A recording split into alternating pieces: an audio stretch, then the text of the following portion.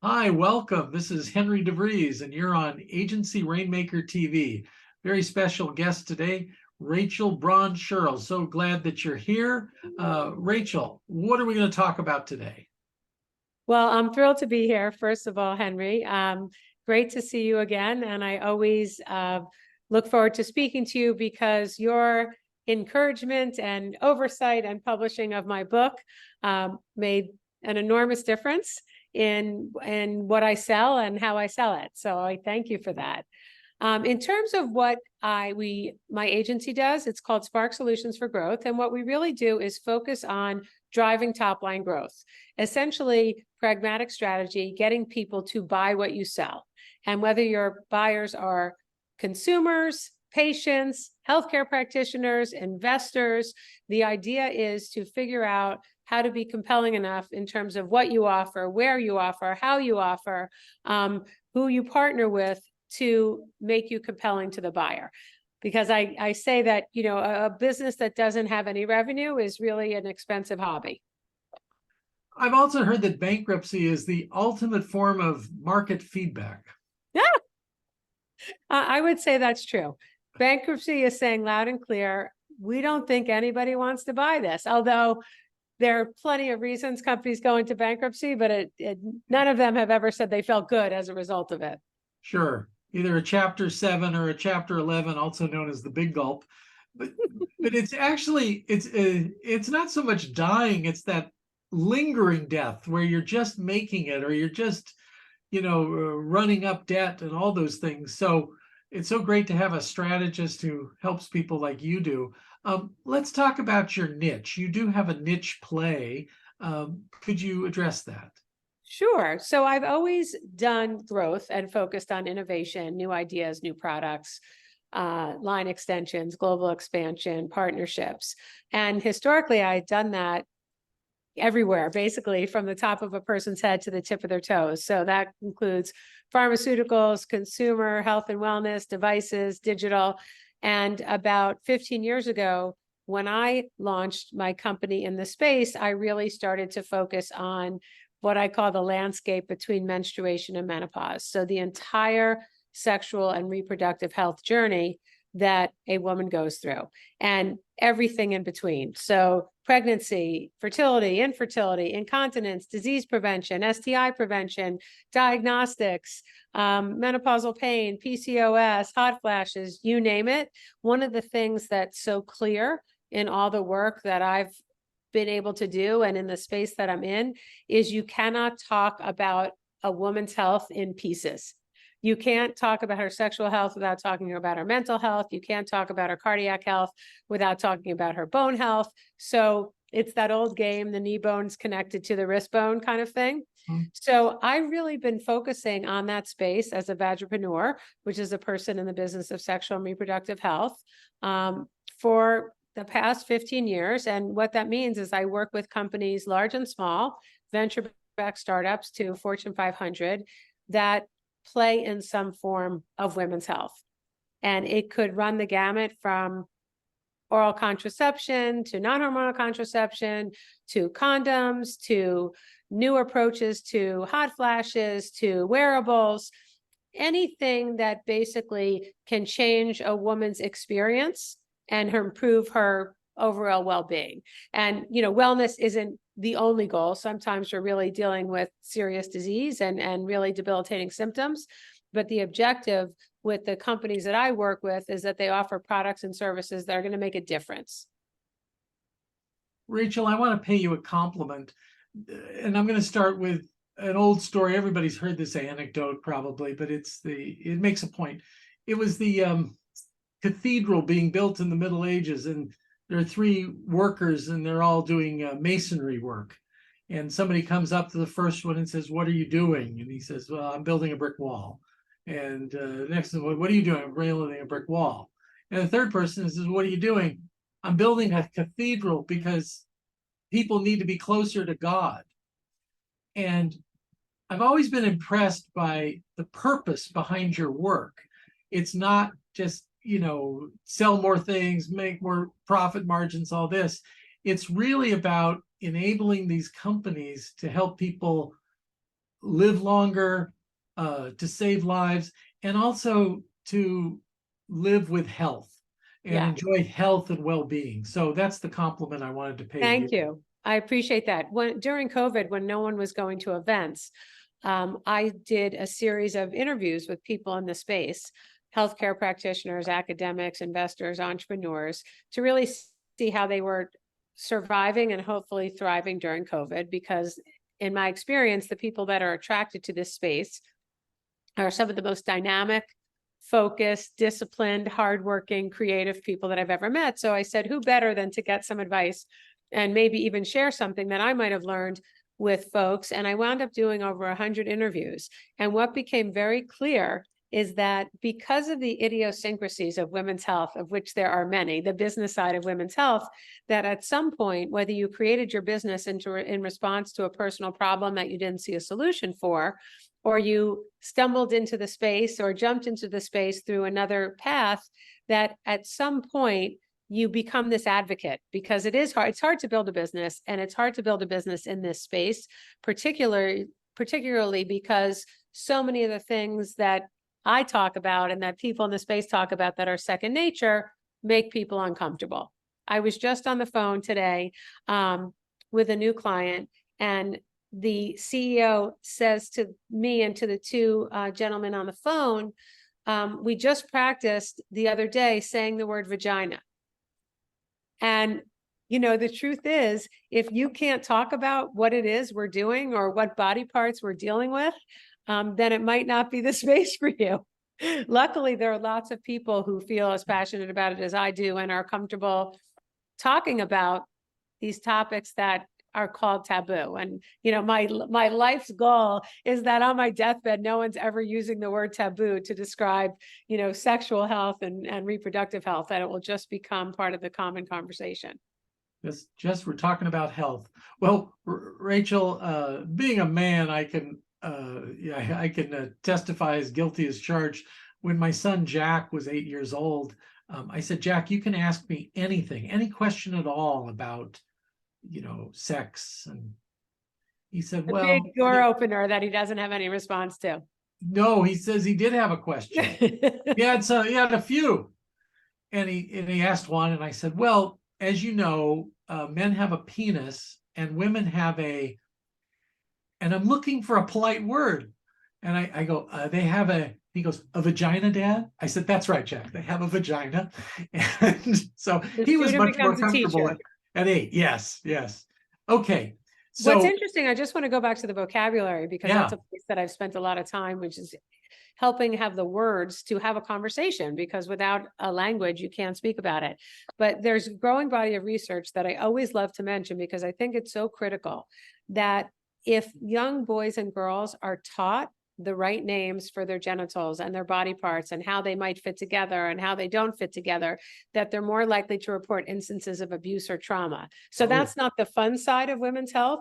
But right. if you think about it, if, you know, as horrible as that is, how many children have been in that situation, to not even have the language to describe it is a continued, you know, injury, if you will. Yeah, it's just not right. Oh, okay. Now let's go into what you do for your clients. And I know if you can name drop, I'd love you to name drop some of them because they're impressive. If you can, I understand. But let's just say they're in the Fortune 500 and they're in health. Yeah, So, so I've worked for, I'm happy to share them. I've worked okay. with Johnson and Johnson and Allergan and Church and Dwight and Comb, which is a private company, Reckitt, Procter, Bayer, Merck, you name it. If they touch or have touched in health, and a very even broader definition than women's health, I've worked with them. And I've worked on brands that you would have in your home, like Neutrogena and Advil and Tylenol and Centrum and lots of others, and pharmaceuticals that you or someone in your family have likely taken to improve some symptoms. So I really feel like I was working with products, especially when you're in pharmaceuticals and medical devices, that really could be life-changing for people. Yeah. And so the work that I really focus on is, So I talk about strategy, marketing, and innovation. So the first is, where do you want to go? What do you want this company to be? What do you want them to be known for?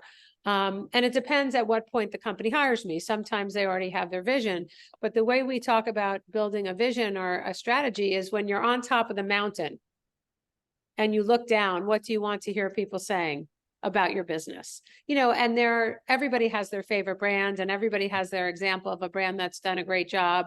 So I'll use an obvious one, which was Apple.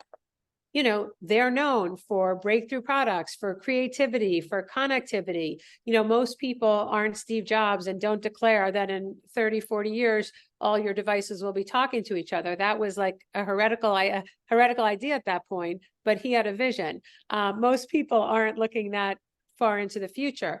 And then the next most important thing is really under this broad heading of marketing and sales. What are you selling? What problem does it solve? And who needs your solution? Because in most cases, you're not creating a new category. So I often use the example about Warby Parker. I speak to a lot of college students, and for whatever reason, that's the first company they've heard of. And I ask the question, were people able to get eyeglasses before Warby Parker? And they said, yes. I said, so is it a new problem? It's glasses to correct whatever the deficiency is in your vision. I said, what makes them unique is they took the whole system, every element apart, and they reconstructed it. So it was expensive. Now it's not expensive. You were stuck with what you bought. You couldn't try on. Now you had 5 pairs. You can ship and ship them back. Every part of the process was changed, and they made glasses fashionable. So when I start with a company, often one of my clients has this, I've been quoting him for years, and he knows I quote him for years. I worked with a large Fortune 500 company, and they kept coming up with new products. And he said, we have a technology in search of an insight. And I'm really focusing on the insight. What is it that you can offer that people need? And how would you define the people who need it? And where can you find those people who need it, for which this will be, and I say an solution, better, faster, cheaper, something that is giving them a solution to a problem that hopefully, not always the case, is far superior to what they could get right now. So it's, what's the vision? What is the problem? Who are you selling to? Do you have demonstration that they're interested? And what do you need to do, whether it's from a products perspective, packaging, communications, promotion, public relations, distribution channels? Where are the people who would most benefit from this product, and how do you get your product in front of them? And I'm using product very broadly. It obviously describes services as well. But one of the biggest challenges that you certainly see with entrepreneurs is you become wedded to the product and somewhat removed from the problem that you're solving. And I had a mentor in my early days at J&J, and she had this great suggestion. And she said, instead of going into a meeting saying, oh, we're working on the super clear second generation wham doozle, whatever it is. Yeah. She said we should start the meeting saying, what is the insight that this problem is meant to solve? Really, to be focusing all the time on, people aren't sitting around looking for new products. There are many times, and we've all lived through them, when someone, a company, an entrepreneur discovers something that now that you cannot live without. So the example that people often use is heated seats. You didn't know you needed heated seats, but once you have heated seats in your car, you cannot imagine getting into your car in the winter without heated seats. So the questions are very fundamental, and oftentimes companies and businesses don't spend the time asking them or answering them. So I often come in when business as usual isn't working. Whatever we were doing before, based on whatever assumptions we had and whatever insights we thought we knew, we're now not competing. We've lost distribution. Our customer lifetime value is going down. That's when I come in, and we dive deep into who the customer is, what the dynamics are of the category, what the competitive set looks like, to find if there's an opportunity based on what this company has and what the customer needs. And again, I'm the customer writ large. Is there a way to offer your product or service in a way that becomes compelling again, that becomes compelling for the first time, and that hopefully becomes more compelling for people who are already buying things for the same solution. One of the things that's unique about doing this in women's health is it's very different than other categories. You know, now you have lots of different cholesterol lowering drugs. Lots of people are on them. And the focus is really on shifting from one to the other. Same with shampoo, very basic examples. But especially in the area of intimacy and pleasure, there oftentimes people have never even known that there was a potential solution to the product. So I just thought I had to live with painful intercourse. I just thought I had to live with incontinence because all that's been offered to me historically are pads. But now I have electric stim devices that can actually change my physiology. So it's much easier in my mind to have a category user go from one product to the next, and there are plenty of brand people who will disagree with me, than to get someone from a point of inertia to a point of activity and purchase. Status quo is quite the enemy. Let me shift gears again, pay you another compliment. Yeah, It's about how you make it I rain. love this discussion. Tell me more how wonderful I am. Well, I will. You market with authority, and you can't spell authority without the word author. And that's how we met, when helping you to become an author. I've been very impressed with all the things you do, and I've written you up in Forbes.com, and I've included you in my books. You've been very generous with your time sharing these ideas. But so how do you do authority marketing? How do you make it rain by positioning yourself as an authority in this space? First of all, the book is an enormous help. I had done a lot of, the book is called Orgasmic Leadership, Profiting from the Coming Surge in Women's Sexual Health and Wellness. It absolutely never would have come to fruition if I hadn't met you. And I can picture the moment we were sitting in a hotel having breakfast when you helped me shape all the information I had and all the content I had created into a digestible form, into a structure that would be palatable for people. So in terms of authority, you know, I think you have to feel comfortable with the content. I think you have to have some track record under your belt that reinforces that at least some of the time you're moving in the right direction and doing the right thing. And I would say the third one is just continuously learning. So I am reading constantly. I'm speaking to people constantly. I'm at events where I'm speaking and learning and following up to really make sure that I understand all these categories are complex. What I want to do and what I learned to do as a consultant, and what I think is a great thing to know, is you don't want to be the smartest person in the room. Whatever the topic is that you're talking about, you want to find people smarter than you.